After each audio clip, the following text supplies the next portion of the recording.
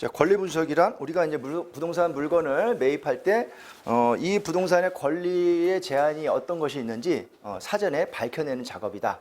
좀 쉽게 얘기하면 사과가 있는데 사과가 이 부분이 이렇게 썩었어요. 썩은 부분을 이렇게 도려내는 작업. 도려내고 그걸 먹는 거. 그러니까 이제 그런 작업을 권리 분석이다라고 이제 생각하시면 쉬울 거고. 자, 권리 분석을 위해서 보는 서류가 있어요. 어떤 서류일까요? 자, 여기 써놨죠. 예, 부동산 등기부등본입니다. 그래서 부동산에 대해서 권리관계를 확인하기 위해서 띄는 서류는 부동산 등기부등본이에요. 자, 우리가 일반적으로 부동산 등기부등본 다 한 번씩 보셨어요, 그죠? 안 보신 분 안 계시죠? 예. 자, 이 사람이 그럼 띄워보면 소유자가 누구고 중요한 거. 그 다음에 이 집에 융자가 있냐 없냐. 이게 중요하잖아요. 두 가지. 소유자 본인 맞아? 그러면 신분증 확인하고 등기부상에 소유자 이름 확인하고. 그 다음에 융자가 있는지, 근저당권이 많이 설정돼 있다, 조금 설정돼 있다. 야, 심지어 막 압류도 들어왔네? 막 국가에서 세금 압류 들어온 것도 있죠. 이런 것. 어느면 또 가압류도 들어왔다. 이런 것들이 등기부등본에 다 나와서 이 사람의 재산 상태, 권리, 관계 이런 것들을 볼 수가 있는 것이죠. 자, 그래서 이제 등기부에는 간단히 좀 말씀을 드리면 구성이 표제부, 갑구, 을구 이렇게 돼 있어요. 표제부, 갑구, 을구. 그러니까 표제부에는 부동산 등기부도 보셨겠지만 부동산 표시에 관한 사항을 이렇게 적어 놓습니다. 자, 이게 또 우리 부동산 등기부등본은 부동산이 크게 토지하고 건물이 있잖아요. 또 건물은 여기서 또 쪼개져요. 집합 건물이 있고 일반 단독 건물이 있어요. 그 집합 건물은 우리가 이제 아파트 이렇게 같이 한 동 전체의 건물을 갖고 쪼개서 구조상, 이용상 독립된 물건을 등기한 걸 이제 집합 건물이라고 하는데, 이 집합 건물에는 표제부가 두 개예요.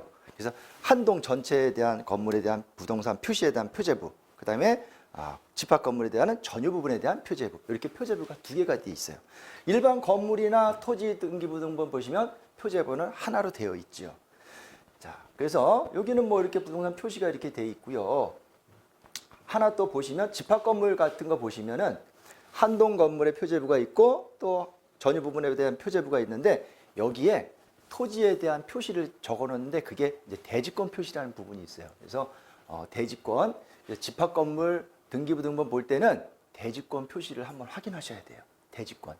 그 대지권은 뭐냐면 한마디로 이 토지를 사용할 수 있는 권리입니다. 토지를 사용할 수 있는 권리고 한 동 전체에 대해서 내 전유 부분에 대한 대지 지분의 비율, 그 지분 비율을 산정한 건데 토지를 사용할 수 있는 권리로서 그 대지권이 있는 경우가 있고 없는 경우도 있어요.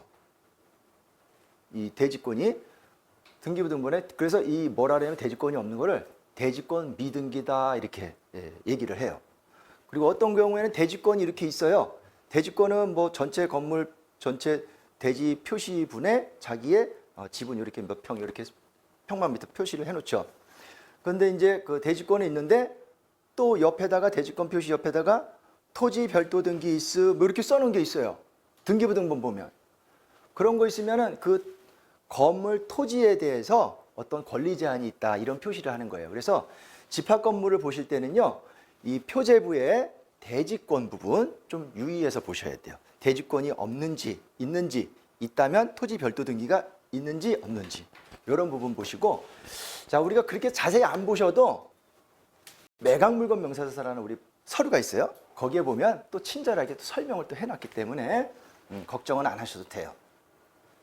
자, 그래서 등기부등본 지금 공부를 하고 있어요. 그래서 표제부 공부를 했고요. 자, 갑구라는 게 있습니다. 또 이제 갑구, 여기 갑구. 이 갑구는 소유권에 관한 사항이 기재가 되어 있는데 이 갑구를 보면 소유자가 누구냐 여기에 대해서 이제 기재가 되어 있죠. 그래서 소유자가 최초로 건물을 질 때는 소유권 보존이라는 게 하죠. 소유권 보존. 태생을 만들어서 건축물 허가받아서 건물을 완공해서 사용 승인을 하면 건축물 대장이라는 게 나와요. 그 대장을 근거로 해서 등기부등본을 만듭니다. 그래서 최초로 보존 등기가 나오거든요. 그럼 소유자가 누구다 나와요. 그럼 그 소유자가 누구고 그 다음에 그 부동산을 매매했다라고 하면 다음 소유자 누구 이렇게 나오죠. 그래서 매매로 인한 이렇게 소유권 이전 이렇게 표시가 됩니다. 자, 그래서 맨 밑에 소유자는요, 맨 첫 번째 소유자, 그 다음에 매매로 해서 일로 넘어왔어. 또 매매로 해서 일로 넘어왔어. 이렇게 소유자가 계속 가도 이 소유자는 안 지우고 이렇게 지우지 않고 계속 놔둬요. 그래서 이 사람이 부동산 등기부등 볼 때 소유자가 누구냐라고 볼 땐 맨 끝에 걸 봐야 돼. 그래서 지운다는 걸 갖다가 이제 주말이라는 표시를 해요. 주말. 자, 소유자는 주말을 하지 않고 다른 거, 권리관계들은요. 이거를 뭐 변제했다 그러면 이렇게 지워요. 그걸 주말해버려요. 자, 그래서 갑구는 소유권에 관한 사항이 있고 또 하나 이제 뭐 이런 것들이 붙어 있어요. 갑구에 보면 압류, 가압류, 가처분, 가등기 이런 게 이제 등기가 돼요. 갑구란에. 중요한 건 아니에요. 그냥 이런 게 있다. 이제 자, 을구로 넘어갈게요. 을구는요. 소유권 이외의 권리에 관한 사항이 기재가 됩니다. 그래서 여기에는요. 대표적으로 은행에서 돈을 빌렸다라고 하면 여기서 이제 그 담보를 설정하는 거. 근저당권 설정하죠. 근저당권. 내가 1억을 빌렸다라고 하면 근저당권은 얼마 설정한다? 그렇죠. 보통 120%. 뭐 이금융권 가면 130% 설정하죠. 그래서 101억 2천만 원. 요거를 갖고 채권 최고액이라는 표현을 해요. 채권 최고액이다라고 해요. 내가 빌린 거는 1억인데 채권 최고액은 120%를 설정했다. 이건 왜 그래요? 나중에 돈을 안 갚을 때 여기에 대해서 늘어나는 연체 이자, 그 다음에 또 경매를 시켰을 때 경매 비용 이런 것들을 포함해서 한 금액이죠. 자, 그래서 근저당권이 설정이 되고 그 다음에 전세권, 그 다음에 임차권, 지상권, 지역권 이런 것들이 등기가 돼요. 혹시 여기는 보셨을 거야, 보신 적이 있을 거야. 을구의 전세권, 그죠? 전세권 등기는 많이 안 하죠. 전세권 등기 많아요. 굳이 할 이유가 없죠. 우리가 주택임대차보호법에서 전입신고하고 확정일자 받으면 물권과 같은 효력을 주기 때문에 전세권을 하지 않아도 효력이 있기 때문에 안 해요. 만약에 주택임대차보호법의 대상이 아닌 경우가 전세권을 설정하거나 또 나는 불안해. 그래도 강한 등기를 하는 게 좋아. 지가 원해서 하는 경우가 있어요. 우리 전세권 등기하는 경우가 있고. 또 임차권 등기. 보셨어요? 임차권 등기하는 거? 을구란이라고? 임차권은 주로 어떤 경우냐면 임차권 등기 명령에 의한 임차권이 있죠. 자, 임차인이 집이 만기가 돼서 주인한테 보증금을 주세요라고 했더니 주인이 돈 없어 뺏어나가라고 했단 말이에요. 그럼 뺏어나가려 했더니 집값이 전세값이 떨어져서 들어올 사람이 없어. 나는 이사를 가야 돼. 그런데 이제 이따가 배우겠지만 내가 이사를 가잖아요. 그러면 이 대항력이라는 게 있거든요. 대항력이 상실을 해버려. 그럼 내 보증금이 순위가 1순위였다가 꽤 끝으로 쳐져버려요. 위험하죠. 그래서 이런 경우에 이 대항력을 유지시키기 위해서 하는 게 임차권 등기예요. 임차권 등기를 해놓고 내가 이사를 가게 되면 대항력은 그대로 유지가 되는 거야. 1순위로 계속 순위가 유지되고 됩니다. 그래서 그런 게 임차권 등기 명령에 임차권 등기를 해요. 또 이제 지상권이라는 게 있는데 지상권 등기하는 거 보셨어요? 못 보셨죠? 지상권은 아시죠? 일반적으로 토지에 대해서 토지를 사용할 수 있는 권리죠. 남의 토지를 이제 사용할 수 있는 권리인데 요거는 이 지상권은 뭐 임차권으로도 사용할 수 있겠지만 토지를 사용하기 위해서 남의 토지를 내가 건물을 짓기 위해서 빌려서 난 내 땅에다가 건물 짓면 좋겠지만 남의 땅을 빌려서 건물을 짓기 위해서 그런 사람이 있을까? 있어요. 가끔 있어요. 뭐 토지를 필요한데 건물을 지어서 거기에 대해서 같이 이제 그 수익을 나누자 뭐 이런 사람들이 있어요. 그래서 남의 토지에다가 그리고 건물을 짓고 지상권을 설정합니다. 그러면 이 지상권을 한번 설정하게 되면 30년간 최단 존속 기간을 보호를 해줘요. 최단. 어쨌든 이제 지상권 등기를 하는데 주로 어떤 토지에 대해 설정하는 게 지상권인데 이 지상권은 실무에서 어떤 지상권이 많냐면은 담보 목적으로 설정하는 지상권이 많아요. 즉 내가 토지 있는 분 계세요? 회장님 계시세요? 그 토지를 가지고 은행에다 담보를 대출 받으신 적 있으세요? 한 번도 없습니다. 돈이 많으셔서 그러시구나. 그게 아니라 네. A지역에서 네. 만약에 은행에다 대출을 받잖아요. 그러면 이제 근저당권을 설정해요. 그리고 하나 더 설정해. 지상권을 설정해. 거기다가 담보 목적으로. 그래서 이제 그런 실무상에선 지상권은 담보 목적 설정하는 지상권이 많아요. 그래서 그러면 아니 근저당권도 설정하면 됐지. 지상권을 왜 설정해? 라고 할 때 지상권을 설정하는 이유는요. 만약에 토지를 갖고 은행에서 돈을 빌려줬어요. 그런데 나중에 이 사람이 은행 모르게 거물을 져버렸네. 거기에다가 토지에다. 그리고 나서 돈을 안 갚아. 경매를 붙이려고 했더니 건물이 있으니까 토지 가격이 하락되겠죠. 담보 가치가 하락되잖아. 그러니까 이걸 예방하기 위해서 지상권을 설정해 놓는 거야. 지상권을 설정해 놓으면 건물을 지으려면 지상권자의 동의를 받아오라 그래. 그래서 내 승낙 없이 건물 못 짓는 거야. 그래서 예방의 담보 목적으로 지상권을 설정하는 거예요. 지역권 보셨어요? 지역권. 여기 또 한 1000에 한 건 정도 나올 거예요. 경매물건 반합 보다 보면. 이것도 이제 토지를 사용하기 위해서 하는데 주로 이제 지방에 있는 이제 토지를 매입을 하다 보면 길이 맹지인 토지가 있어요. 맹지가 뭔지 알죠?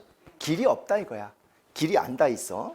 근데 요 남의 토지를 밟고 가면 내 땅이야. 바로 한 필지만 넘어가면. 그 남의 토지를 좀 사용 승낙을 받아주면 되는데 동의를 받아서 했는데 얘가 마음 변하면은 야 그만 다녀 이래버리면 불안하단 말이야. 그래서 우리 여기다 지역권을 설정하자. 통행을 위해서. 그러면은 당사자 간에 그 지역권을 설정해버리면 계속 평생 토지를 사용할 수가 있는 거예요. 그 부분에 대해서. 지역권. 자, 그래서 을구 보면 이런 물건들이 설정이 되어 있더라. 이렇게. 자, 등기부등본은 토지 등기부등본, 건물 등기부등본 두 개로 있는데 건물 등기부등본에는 일반 건물 등기부등본과 집합 건물 등기부등본 구분이 되어 있다. 그리고 집합 건물은 표제부가 두 개더라. 이렇게 되어 있어요. 자, 이게 예시로 부동산 등기부등본을 해놨고.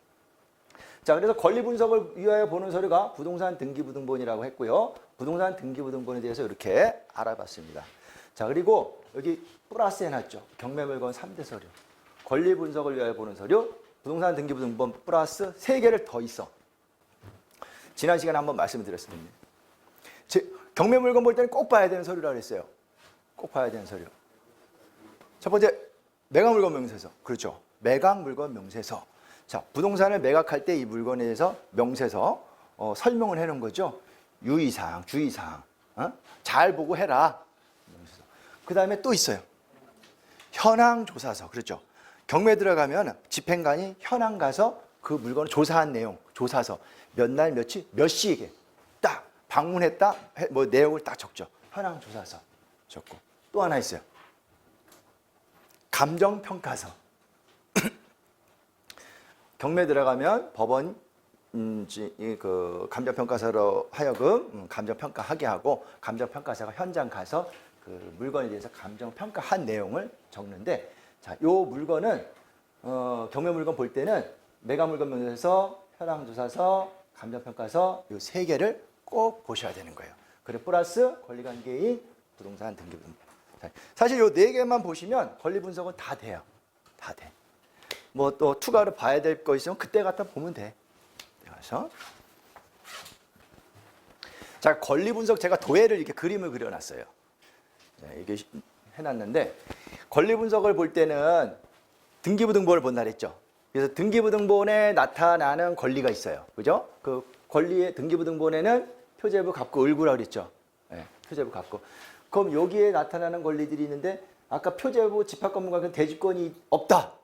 이러면은 이런 부분 유의해 봐야 되고 토지별도 등기라고 써 있다. 그럼 이런 거 유의해 봐야 되고 갑구에 가압류, 압류, 가처분, 가등기 이런 게 다 있다.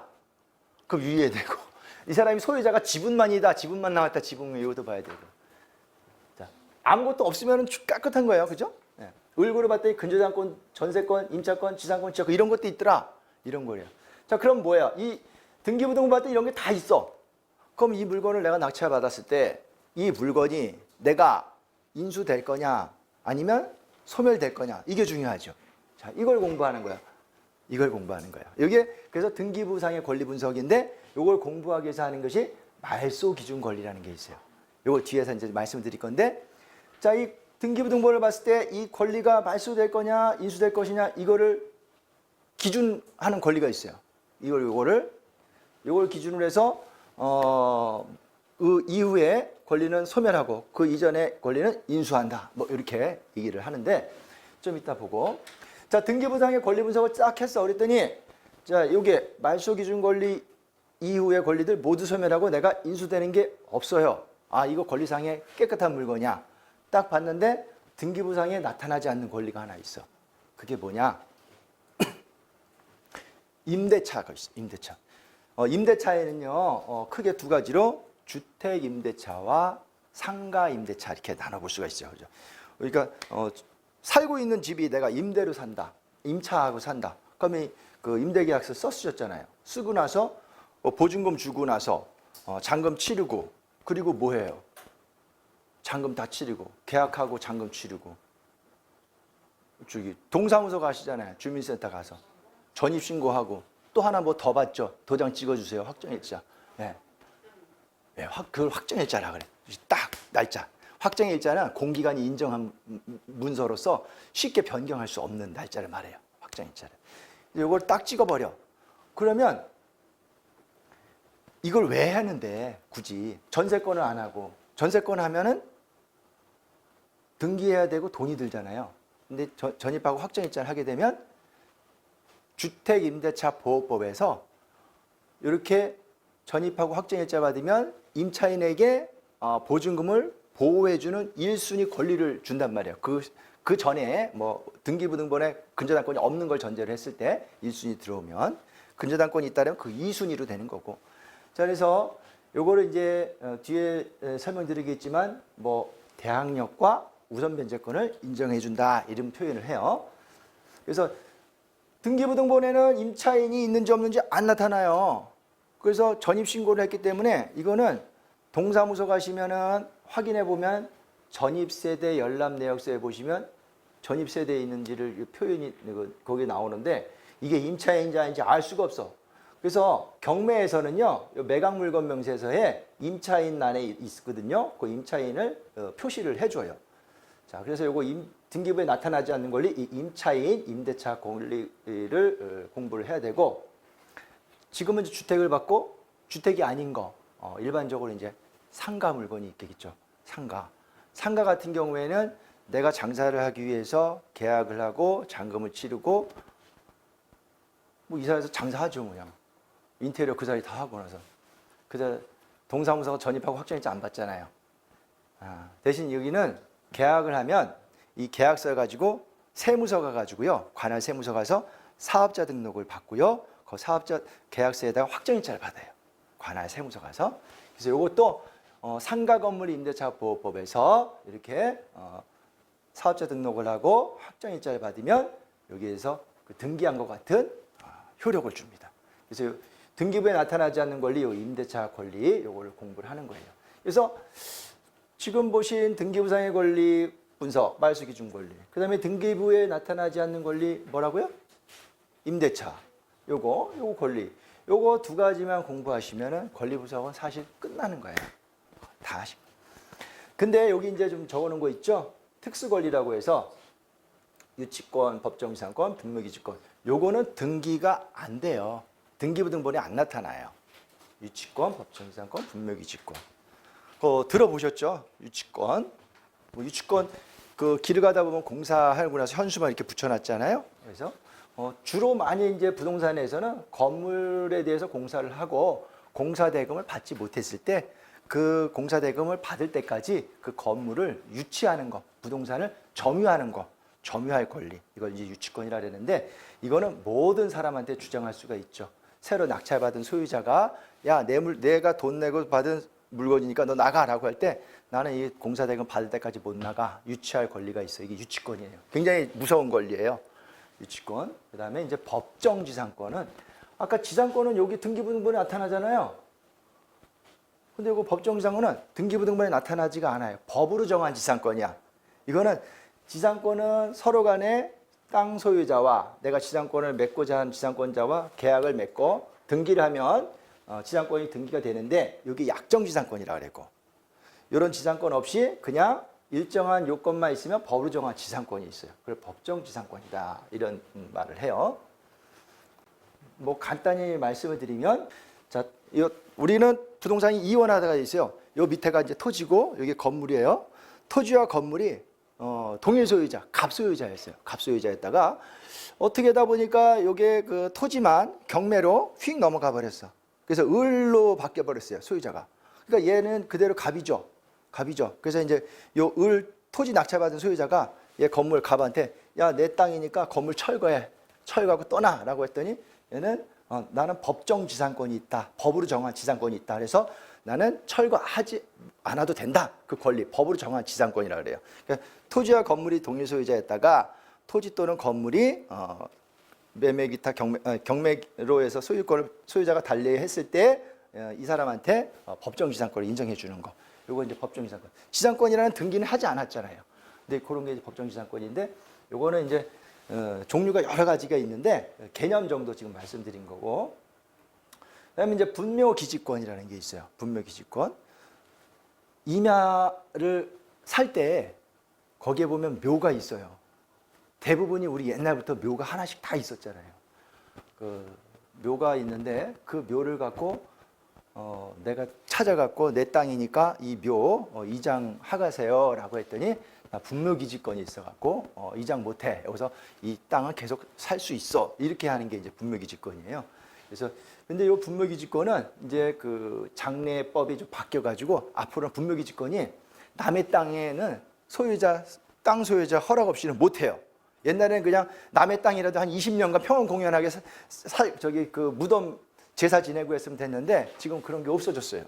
자, 남의 이제 요건 토지를 경매 받을 때 그때 이제 분석하시면 되는 거고, 등기부 외의 권리 분석에서는 이렇게 있는데, 자, 오늘 공부하시는 거 등기부 등본상의 권리 분석, 말소 기준 권리와 등기부 외의 권리 분석, 임대차 권리를 이렇게 공부를 해보겠습니다. 그리고 이 공부한 걸 가지고 우리가 진행하는 경매 물건 갖고 사례 분석을 해서 한번 알아보겠습니다. 이 말소 기준 권리는 이 등기부 등본을 봤을 때 이 권리가 인수될 거냐 소멸될 것이냐 이거를 따지는데, 인수 또는 소멸해야 되는 기준이 되는 권리를 말소 기준 권리라고 한다. 이 말소 기준 권리는 총 6개가 있습니다. 6개. 뭐 어떤 거냐면 저당권, 근저당권, 압류, 가압류, 담보가등기, 경매 기입 등기 이렇게 있어요. 그 전세권 세무대인데 얘는 왜 세무 쳤어요? 그러면 얘는 말소 기준 권리가 될 수도 있고 안 될 수도 있기 때문에 그래요. 일단은 얘는 무조건 말소 기준 권리예요. 그래서 등기부 등본에 저당권이 있다, 근저당권이 있다, 압류가 있다, 가압류가 있다, 담보가 등기, 경매 기입 등기 이런 게 있으면 이 권리들은 무조건 소멸한다. 무조건 소멸한다. 근데 무조건 소멸하면서도 좋고 자기도 죽으면서 그 이후에 설정된 권리들 있죠? 걔들도 죽여버려. 같이 소멸시켜. 얘가. 말소 기준 권리가. 예를 들어서 제일 먼저 근저당권이 설정되었고 그 다음에 압류가 설정되었고 가압류가 설정되었어요. 그럼 여기서 말소 기준 권리가 뭐냐면 여기에 남아있는 것 중에서 하나를 찾는 거예요. 그럼 다 말소 기준 권리죠? 3개가. 그럼 3개 중에서 가장 먼저 설정된 거. 근저당권이 제일 먼저 설정됐죠? 그럼 얘가 말소 기준 권리야? 그럼 얘 말소 기준 권리 이후의 권리들 압류가 이거 다 소멸시킨다. 다 소멸시킨다. 본인도 죽고 얘 밑에도 죽인다. 그러니까 제가 책에는 이랬어요. 나 죽으면 내 밑으로 모두 죽어. 이런 표현이. 자, 좀 이따 예제를 이제 연습을 한번 해보시면 되고요. 그리고 이제 전세권은 세무라고 했잖아요. 얘는 말소 기준 권리가 될 수도 있고 안 될 수도 있는데 얘가 말소 기준 권리가 되기 위해서는요. 어떻게 되냐면 이 전세권이 건물 전부의 최선순위 전세권, 1순위 전세권자가 지가 돈을 못 받아 경매를 신청했거나 또는 누가 경매시켜서 나 배당 요구를 한 경우, 나 돈 받을래 배당 요구한 경우, 이러면 얘가 말소 기준 권리, 1순위 최선수 전세권자가 배당 요구를 했다. 그러면 말소 기준 권리야, 걔는. 그래서 말소 기준 권리는 뭐예요? 본인은 죽는 거야. 본인도 죽고 그 위의 권리도 죽이는 거야. 근데 최선순위 전세권자가 누가 경매 붙였는데 배당 요구를 안 했어. 그러면 말소 기준 권리가 아니죠. 말소 기준 권리가 아니면서도 이 전세권은 소멸하지 않고 인수예요. 인수. 소멸하지 않는다는 걸 떠안는 거야, 전세권. 최1순위 전세권자가 배당 요구를 하지 않고 가만히 있었어. 그러면 요거는 그대로 인수하는 거예요. 인수. 네. 전세권. 그래서 얘는 왔다리 갔다리야. 지가 전세권자가 말소 기준 권리 배당받고 끝날래 그러면 배당 요구하면 소멸되는 거고, 배당 요구 안 할래 그러면 인수시키는 거고. 요 말소 기준 권리는요, 우리가 꼭 봐야 하는 서류 매각 물건 명세서라고 있어요. 매각 물건 명세서도 기재가 되어 있어요.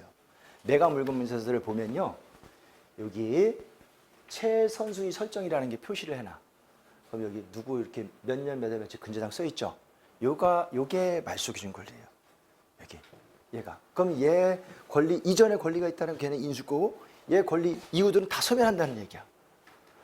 자, 그럼 요 등기부 권리는 이렇게 해서 다 봤어요. 소멸되는 권리, 인수되는 권리 이렇게 있는데, 요거 자, 소멸되는 권리. 모든 근저당권, 담보 가등기. 가등기가 두 가지가 있어요. 담보 목적으로 하는 가등기가 있고, 그냥 소유권을 이전 받으려고 하는 가등기가 있어요. 그래서 이제 이 돈을 빌려주고 근저당권을 설정하는 경우가 있는데, 그렇지 않고 그냥 가등기 하자. 가등기.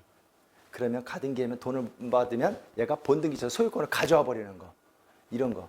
그리고 이거를 가지고 그냥 경매를 붙여가지고 돈을 내가 회수하는 거.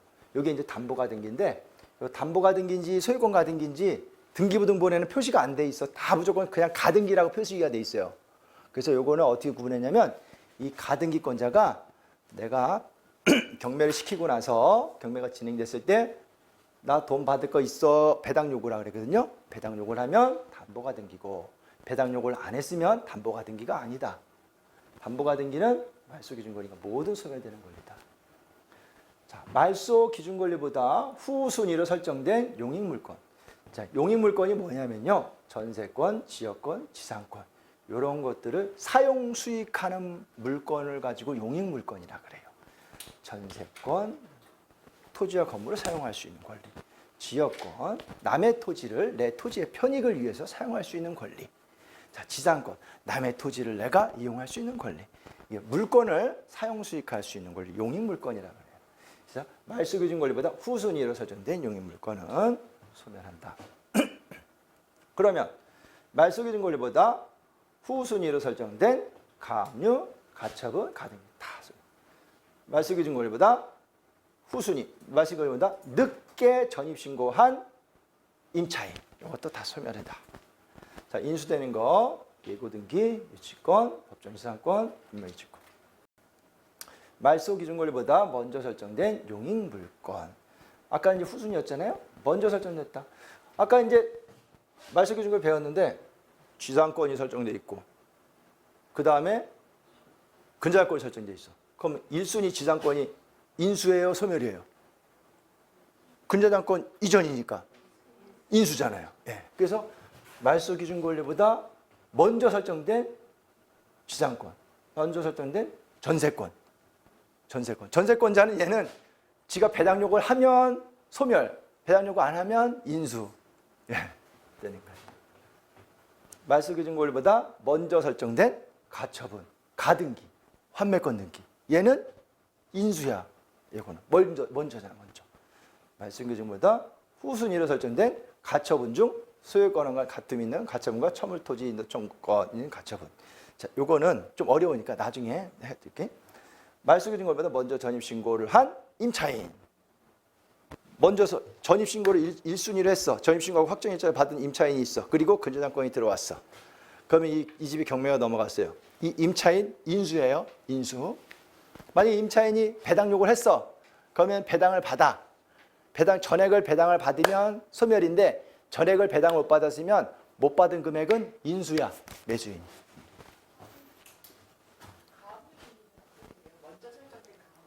먼저 설정된 가압류는 그것도 이제 말소 기준 권리죠. 가압류도 말소 기준 권리. 걔도 소멸. 혹시 그 전 할아버지 가압류 얘기하시려는 거 아니에요? 옛날? 여기 다음 각각에서 말소 기준 권리를 고르시오. 1번. 요 등기부등본을 보니까 이렇게 설정이 되어 있어요. 근저당권 1순위. 2번. 임차인이 들어왔어. 근저당권 설정 이후에. 그 다음에 근저당권 압류. 말소 기준 권리가 뭡니까? 근저당권이 몇 번 근저당이요? 1번 근저당권이죠. 얘도 말소기준 권리요. 얘도고 얘도요. 그런데 가장 먼저 설정된 거. 그죠? 얘 근저당권. 얘 말소기준 권리고 얘는 소멸. 그리고 얘 이후의 권리도 소멸한다 그랬죠? 그러니까 얘도 밀어버리는 거예요. 소멸. 얘는 매수인한테 돈 달라고 대항할 수 있어요? 없어요? 임차인. 대항할 수 없어요. 그죠? 이거 대항력이 있다 없다 그러거든. 좀 유식하게요. 대항력이 없다야. 없어요. 만약에 얘가 얘보다 앞서왔어. 그럼 대항력이 있어요? 없어요? 있죠. 대항할 수 있는 거예요. 지금 나왔네. 임차인 1수위, 그다음에 근저당권, 압류, 가등기. 말소기준 권리는 2번.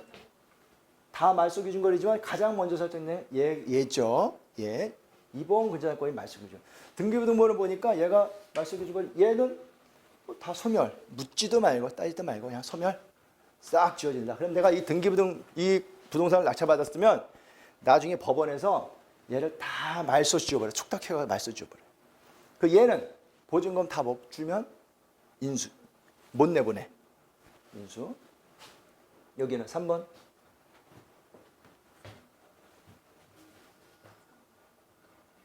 뭐예요? 이번은 가압류도 될 수도 있고 압류도 될 수도 있고 그래요. 3번 근저당이에요? 아까 이제 그 말소기준 거 6개 해놨잖아요. 저당권, 근저당권, 압류, 가압류. 압류, 가압류 되어 있네? 예. 얘도요. 그럼 얘는 인수예요? 소멸이죠. 예. 가압류 이후에 들어온 임차인도 대항력이 없어요. 소멸. 자, 4번. 이거는 가등기인데 담보가등기래요. 담보가등기. 돈을 빌려주고 가등기 잡은 거 담보가등기라는 거예요. 네. 자, 1번. 담보가등기도 말소기준 권리죠. 네. 말소기준 권리 때문에 소멸. 만약에 얘가 담보가등기가 아니고 소유권을 이전을 목적으로 한 가등기였다. 나 가등기 쳐놓고 나중에 한 1년 후에 내가 잔금 치르고 본등기 갖고 올래. 이런 게 소유권 이전 가등기잖아요. 그게 소유권 이전 가등기 딱 해놨어. 그러면 얘는 말소기준 권리 아니죠? 아니에요. 그럼 얘는 뭐예요?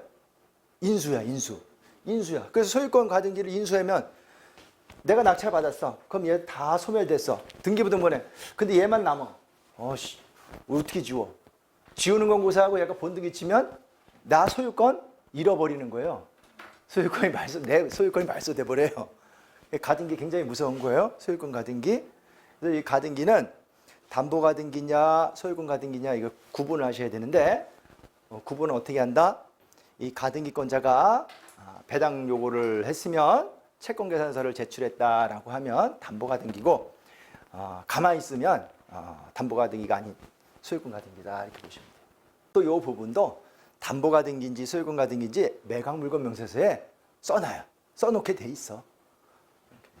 그래도 써놓은 거하고 우리가 아는 거하고 다르죠. 그죠? 네. 5번 한번 보세요. 여기서 어떤 게 말소기준 권리인가요?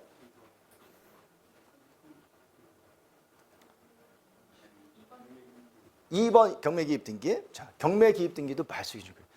어느 등기부등본을 띄워봤더니 설정이 아무것도 없어. 갑구의 소유자만 있고 아무것도 없고 을구 보니까 아무것도 없어. 깨끗하다 그랬죠. 그런데 이 집이 경매가 넘어갔어. 그러면 갑구에 경매 기입 등기, 경매 개시 결정 등기 이렇게 딱 떠요. 그게 여긴 등기가 이것밖에 없잖아. 그럼 경매 기입 등기 이게 말소기준 권리야. 그리고 나서 또 압류가 들어갔다. 그래도 얘는 소멸이다. 얘는 인수다.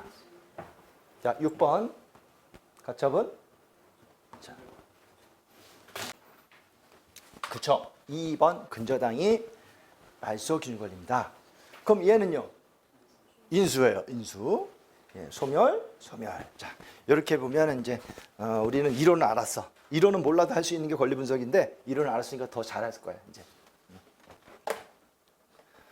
자, 7번 하나 더 볼까요? 네. 요 가등기 소유권 가등기래요. 근저당권 압류.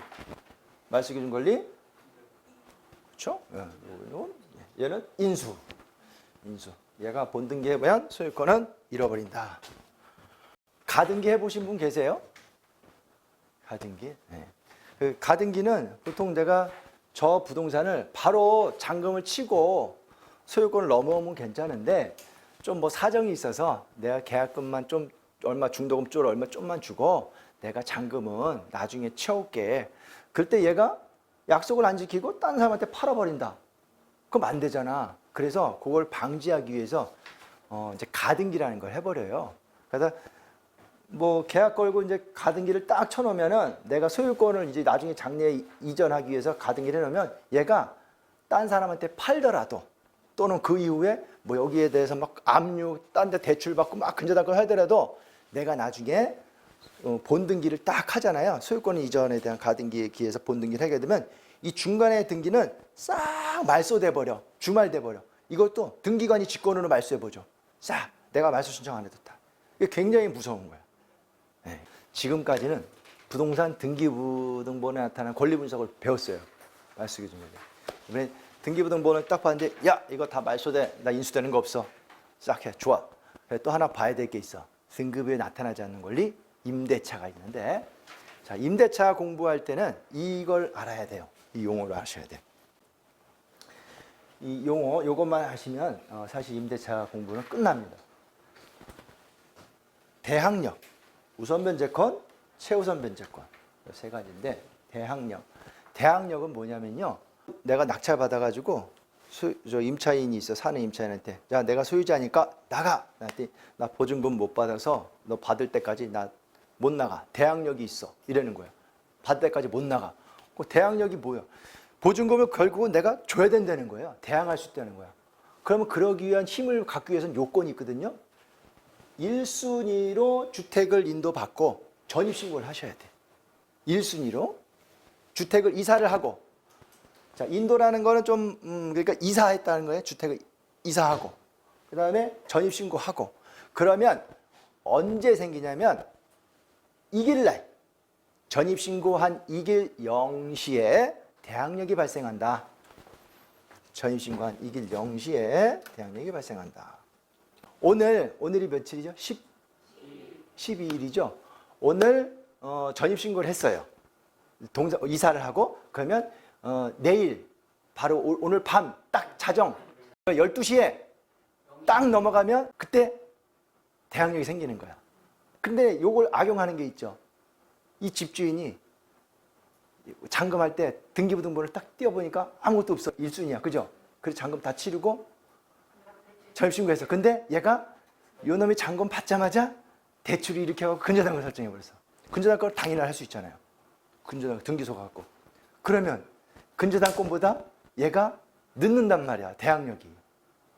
이게 사기치면 이렇게도 친단 말이야. 당일날. 예.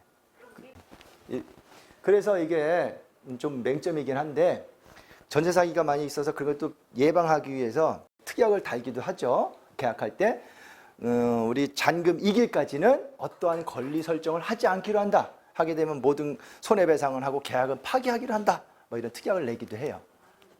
예.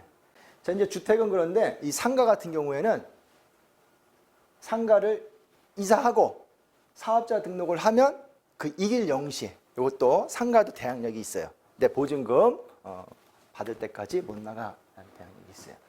자, 낙찰자에게 배당받지 못한 보증금을 전액 청구할 수 있는 힘이다. 요건은 임차인은 주택을 인도받고 말소 기준 권리보다 먼저 전입신고하였을 것. 그죠? 그리고 전입신고일 이길 0시에 대항력이 발생한다. 이래요. 지금 대항력을 받고요. 이제 우선 변제권. 우선 변제권은 대항력하고 다른데 우선 변제권은 말 그대로 우선 변제받을 권리예요. 내가 임차인이 우선 변제받을 권리. 후순위 권리자보다 나보다 후순위 권리자보다 우선 변제받을 권리를 우선 변제권이라 그래요. 이 우선 변제권이 있기 위해서는 이 대항력 전입신고했죠? 플러스 확정일자. 확정일자를 받아야 돼요. 확정일자를 안 받으면요. 우선 변제권이 없어요. 우선 변제권이 없다는 거는 나 후순위보다 우선으로 날 안 준다는 거야. 단 대항력은 있겠죠. 내가 1순위 임차인으로서 보증금 2억을 주고 전입신고를 했는데 확정일자를 안 받았어. 그리고 나서 나중에 경매가 넘어갔어. 나는 대항력은 있어요. 대항력은 있는데 우선 변제권은 없어. 배당력을 해도 날 우선으로 안 줘. 후순위 권리자예요. 얘네를 다 주고 준다. 이해되시죠? 자, 그래서 대항력과 우선 변제권 이 차이가 커요. 그래서 대항력은 요건은 전입신고, 그다음에 우선 변제권은 전입신고 플러스 확정일자. 자, 뭐 배당 요구하는 건 뭐냐면 경매가 들어가면요, 임차인은요, 배당 요구를 해야지만 배당을 해줘요. 배당을 요구를 안 하면 배당 요구를 안 해줘요. 배당 요구를 꼭 해야 되고 우선 변제를 받는다. 그다음에 최우선 변제권. 얘는요, 소액 임차인 있죠.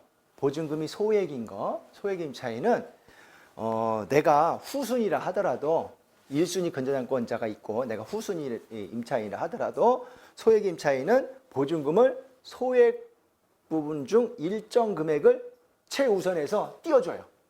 제일 먼저 띄워주는 거예요. 여기 최우선 변제권이다 이래요. 최우선 변제권 요건은 주택을 인도받고 이사하고 전입신고하고 배당 요구를 또 해야 돼 임차인. 소액 임차인이 보증금 중 일정에 관하여 주택 가액 2분의 1 범위에서 다른 담보물권자보다 우선하여 변제받을 수 있는 권리다. 요건은 소액 임차인이 주택 인도와 전입신고를 갖추고 배당 요구 종기일 내에 배당 요구를 하였을 것. 자, 이 소액 임차인의 범위를 보면요, 프린트 있으니까 글씨가 한 장을 하다 보니까 작은데요. 현재 시점 2023년 2월 21일부터 현재죠. 현재 시점 기준으로 서울에서 소액 임차인 범위를 보면 서울특별시 맨 위에 여기 1억 6,500만 원 이하일 때 최우선 보증금이 5,500만 원, 즉 보증금 1억 6,500만 원 이하인 임차인이 소액 임차인 범위고요. 이 임차인은 후순위 임차인을 하더라도 5,500만 원을 1순위로 띄워준다. 제일 1순위로 배당해주겠다. 이 얘기입니다. 언제? 2023년 2월 21일 이후부터. 요 전에 전입한 임차인들은 요 시점은 요 시점 법을 봐야 돼, 여러분. 요 당시면 만약에 2018년 들어왔다, 2017년에 들어왔다 그러면 서울은 1억 원 이하야. 그럼 1억 원 넘으면 소액 임차인이 아니야. 요 당시에. 자, 연습 문제 한번 좀 풀어볼게요. 이제 대항력과 우선 변제권을 배웠어요. 그러면 2018년 2월 5일에 전입하고 확정일자를 받았어요. 이러면 대항력이 언제 발생하냐? 대항력은 언제? 2월 6일 0시요. 예. 언제? 정확히 전입한 날 이 길이죠. 전입한 날이 2월 5일이잖아요. 그죠? 2월 6일. 그러면 대항력을 이게 우선 변제권은 확정일자를 받은다 그랬어요. 그럼 확정일자는 언제예요? 2월, 우리 교재에 있어. 이거 똑같은 거야. 답은. 근데 안 보고 하는 거예요? 이것도 똑같아. 우선 변제권도 2월 6일 0시예요. 우선 변제권은 뭐가 전제로 돼야 된다? 대항력이 전제로 돼야 돼요. 대항력 플러스 확정일자. 그렇죠. 예, 그렇죠. 배당력을 해야 된다. 그다음에 요거 2월 4일 날 확정일자 받았고 2월 5일 날 전입 받았어요. 확정일자를 먼저 받은 적도 있죠. 우리가 임대 계약을 하고 전세 계약서에 대출을 받으려면, 전세담보대출을 받으려면 은행에서 뭐 해오라 그러잖아. 계약서에 확정일자 받아오라 그러잖아요. 그래서 주로 어디로 가요? 확정일자는? 동사무소 가기도 하고 등기소 가기도 하고 또 이제 뭐 공증인사무소 가기도 하죠. 근데 대부분 이제 등기소 많이 가시는 것 같아요. 확정일자 받으러. 등기소 가면 500원이죠. 확정일자 딱 찍어줘. 그리고 대출 받고 잔금 치르고 그때 전입신고하죠. 동사무소 가서. 그래서 이렇게 확정일자 먼저 빠를 수도 있어요. 그러면 대항력은 언제예요? 그렇죠. 2월 6일 0시잖아요. 2월 6일 0시에 대항력이 발생하는 거야. 2월 5일 0시가 아니야. 내가 확정일자 받았다고 그때 대항력 발생해요. 이러면 안 돼요. 네. 자, 그럼 우선 변제권 언제 발생해? 2월 6일 0시. 대항력을 전제를 해야 되니까. 그렇죠. 네. 자, 그럼 여기 2월 5일 날 전입하고 2월 7일 날 확정일자 발생. 이 사람 특이하겠네. 이사하면서 전입을 하거든요. 해고 나서 그러니까 너 확정일자 안 받았어? 그러니까 아차! 또 다음 날 와서 받은 거야, 나중에. 어쩌면 전입만 하고 확정일자 안 받은 사람도 가끔 있어요. 경매 물건 보다 보면 나와. 그러면 이 대항력 언제 발생해요? 2월 6일 0시. 그러면 우선 변제권은 2월 7일. 그렇죠. 예. 2월 7일 0시에요, 이거는? 그걸 받으면 그날이에요. 주간 받으면 그날이에요. 그날 받은 날. 자, 이번엔 우리가 살다가 만기가 돼서 연장하는데 보증금을 올리는 경우 있죠. 증액하면서 사는 경우가 있단 말이에요. 이럴 때 2018년 2월 5일 날 전입하고 확정일자를 받았고 보증금 1억에 전입하고 확정일자를 받았어요. 그리고 2019년 3월 5일 날 A가 이 집의 근저당권을 설정했어요. 5천만 원. 좀 확대해 볼까요? 자, 그리고 만기돼서 이제 2년 돼서 연장을 했는데 보증금 2천만 원을 증액했어요. A가 근저당권 5천만 원 있는 거 알고, 왜냐면 집값이 비싸니까 그래 하자. 1억 2천 더 줬어요. 이렇게. 그런데 이 집이 경매가 넘어갔어요. 그럼 이 사람 어떻게? 자, 만약에 이 집이 1억 5천에 낙찰됐다고 가정을 해봅시다. 그러면 얘 대항력 언제예요? 2월 6일 0시. 그죠? 자, 이 대항력이 2월 6일 0시고 우선 변제권은 1억에 대해서 2월 6일. 그죠? 예. 그다음에 2천만 원은 예, 근저당권 뒤니까 2월 5일 날. 예. 근데 얘가 확정일자를 안 받았어. 그러면 안 돼요. 예, 우선 변제권은 없어요. 증액한 계약서도 꼭 확정일자를 받아야 돼. 받으면 증액하면 증액한 날로부터 우선 변제권이 생기는 거예요. 그 증액 부분만. 우선 변제권을 생기는 건 확정일자 꼭 받아야 되고 확정일자 안 받으면 우선순위가 없어요. 자, 2월 5일 날 1억에 대해서 전입하고 확정일 받은 건 이 부분은 2월 6일 0시에 대항력이 발생하고 확정일자 우선 변제권도 있습니다. 그러나 요 2천만 원에 대해서는 이 근저당권 이후에 설정 증액한 부분은 대항력은 요거는 얘 이후의 거는 요 때부터 발생하는 거고 얘 전에 따라가는 거 아니에요. 우선 변제권도 얘 이후의 거 요거에서만 우선 변제권이 되는 거예요. 그래서 얘가 1순위고 그 다음에 얘가 받아가는 거예요. 그럼 얘 2천만 원 못 받았어. 1억 5천 낙찰 받았는데 얘가 1억 가져가고 얘 5천만 원 받아서 이 5천만 원 못 받았어. 그럼 임차인이 새로운 낙찰자한테 야, 나 2천만 원 못 받았으니까 대항력 주장해. 전입일이 나 빠르니까 돌려줘. 할 수 있어요? 안 돼요. 네, 그건 안 돼요. 제가 대법원 선고 판결 판례. 대항력을 갖춘 임차인이 저당권 설정 등기 이후에 임차인과 합의하여 보증금을 증액한 경우 보증금 즉 증액 부분에 관하여도 저당권에 기하여 건물을 경락받은 소유자에게 대항할 수 있는지 여부.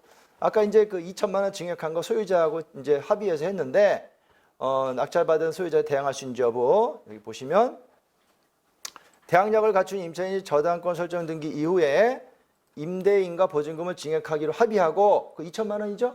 예.